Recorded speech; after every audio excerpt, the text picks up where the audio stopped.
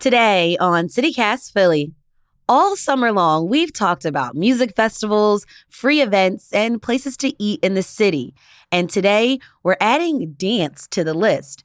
I'm chatting with Charles Tyson Jr., CityCast Philly's arts and culture contributor, about some of the must-see dance performances taking stage in the city this summer. It's Wednesday, July 12th. I'm Trinae Nuri, and here's what Philly's talking about.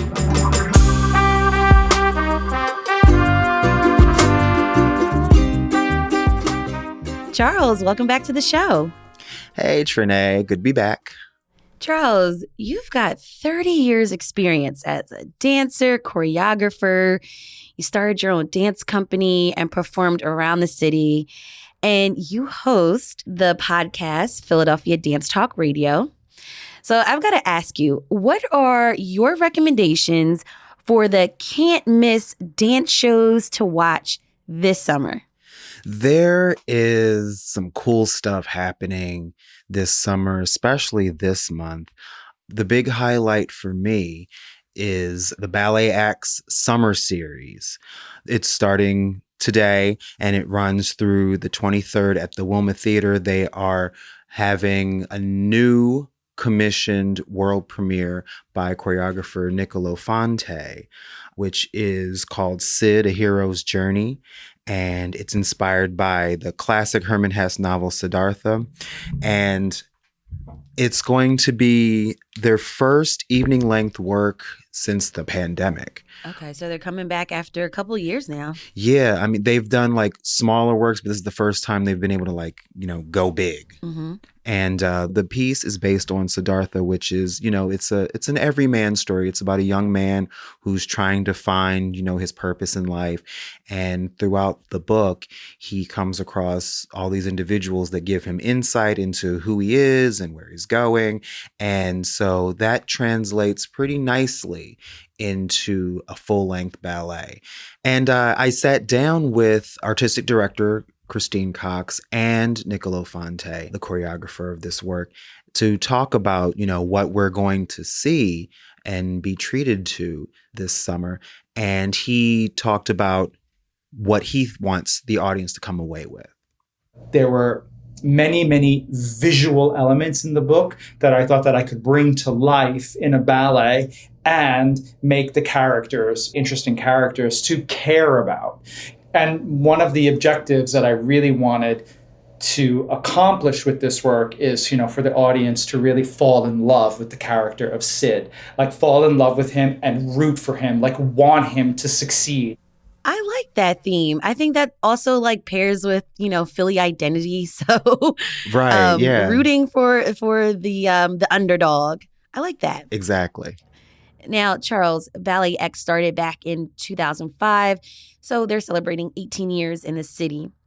Can you tell us about their history and impact to the Philly performance world?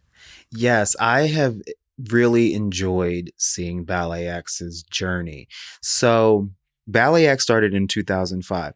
It's an offshoot. So a bunch of members of the Pennsylvania Ballet, now the Philadelphia Ballet, they all left at the same time. I believe it was like their contract was up or whatever. And so they decided that they wanted to band together to create a company to make new work. So that was the New Phrenic Ballet. And then New Phrenic split and became two other companies, Miro Dance Theater and BalletX. And BalletX totally hit the ground running. So like I said, it started off as a bunch of former Pennsylvania ballet dancers, but it has grown and grown and grown to encompass other Philadelphia performers and now dancers from all over the country and even the world. They've become this world-class dance company. And they became the home dance company at the Wilma Theater, which makes me smile because the Wilma Theater is one of my favorite spaces for creative expression in the city. You can make magic at the Wilma Theater, and BalletX has always done that. I love that. And Charles, I have to mention that folks can come to see you and BalletX tonight. Tell us what you'll be doing at BalletX tonight. So for the opening night of each of the series, they have a pre-show Q&A talk chat with the artists. And I will be moderating. This will be the second time I've done it. I'll be sitting in, right? I'll be talking with Niccolo, and I'll be talking with the lighting and set designer, Michael Korsch, and the costume designer, Mark Eric. And we're going to talk about, what went into creating this new work. We'll definitely have a link for that event in our show notes so y'all can see Charles tonight at BalletX.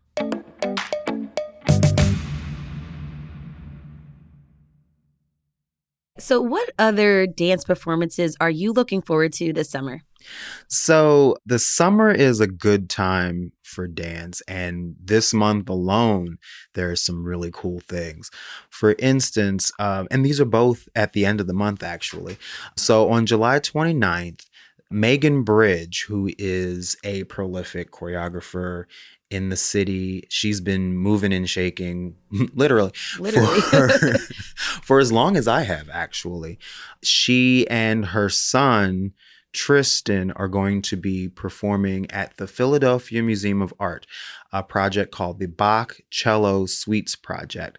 So her son, who is 15, which blows me away because time just moves so quickly, he's going to be performing some Bach cello suites on the cello live, and she's going to be doing her unique brand of improvisational performance. And I know for a fact that it's going to be something that you don't want to miss. It's free to the public. Ooh, and right, so you just make sure that you get there early because seating is limited. So that's July 29th at the Art Museum at 1:30. Also on the 29th, did you know that July 29th is National Dance Day? Oh, I didn't know that. I love that. Right. I always talk about national days on the show. But I love that, July 29th. National Dance Day. And so the Philadelphia chapter, as it were, is going to be having a full day of workshops and performances and classes, free and open to the public. So at 21st and Chestnut, in front of the Greenfield School, there's going to be all kinds of free dance workshops from everywhere, from ballet and jazz and hip hop to striptease and burlesque. Ooh. I know. And it's all going to culminate in a performance showcase at Plays and Players at 17th and Delancey. So you get to learn a little bit and then see some stuff. And I think that's very cool to be able to see both sides, get the classroom experience and then get the performance experience. Now, last but not least, Charles, are you ready for this? The Queen will be taking stage tonight. Not only is this Queen a dancer, but she's also a performer. We're talking about Beyonce. She's bringing her Renaissance World Tour to the city tonight. Charles, are you going? No, because I have to pay my mortgage. Right. but I am so glad that the show is finally happening, because everyone was like, is she going to tour? When's she going to tour? And apparently Pittsburgh, sorry, Pittsburgh, they're not going to be able to see Beyonce. So sorry about it. They had to remove that show off the list. But oh, wow. She's coming to Philly tonight. I know the Beehive is buzzing. So yeah, for anyone who is going to Wells Fargo tonight, have a great time. You know what I love about the Renaissance tour? Because of the fact that the album is so interwoven with classic house, she brought all the ballroom legends on tour with her. And Charles, remind folks what ballroom is. Ballroom, oh God, how do you even? It is a culture, a subculture. It's become mainstream. It started in Harlem with the Black and brown queer folks who needed a place to express themselves in a safe space amongst their peers, to be able to show off their talents in what was called a ball, which was basically a competition composed of different categories, including, runway and high fashion and voguing, which was my favorite component, which is, very posing and athletic and gymnastic. And voguing has become very mainstream. And you will see some of the best voguers ever on the planet right now on tour with Beyonce. It's amazing. That's awesome. All right, that was Charles Tyson Jr., CityCast Philly's art and culture contributor.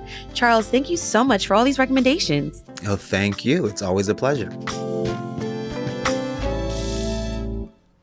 And here's what else Philly's talking about. The First Bank of the United States is set to reopen as a museum, documenting the country's economic history. According to Philly Voice, the historic building located on 3rd Street in Old City had been closed for more than 50 years. But with a $22.2 million federal grant, it will reopen as a museum, with educational exhibits about how the country traded, made money, and the role slavery had on the nation's economic history. The work is expected to be completed by 2025. And there is a battle brewing in the roller rink. According to WESA News, the Philly Roller Derby Juniors will be defending their national junior roller derby title against 5 other teams, including the Pittsburgh Derby Brats. That's this weekend in Rockville, Maryland. Good luck, y'all.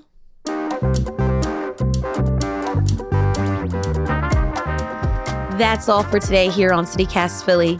If you enjoyed this episode about the hottest dance shows happening in the city, tell a friend so you both can go. Rate the show, leave us a review, and hit that subscribe button. Be sure to sign up for our morning newsletter too. It's called Hey Philly. We'll be back tomorrow morning with more news from around the city. Bye.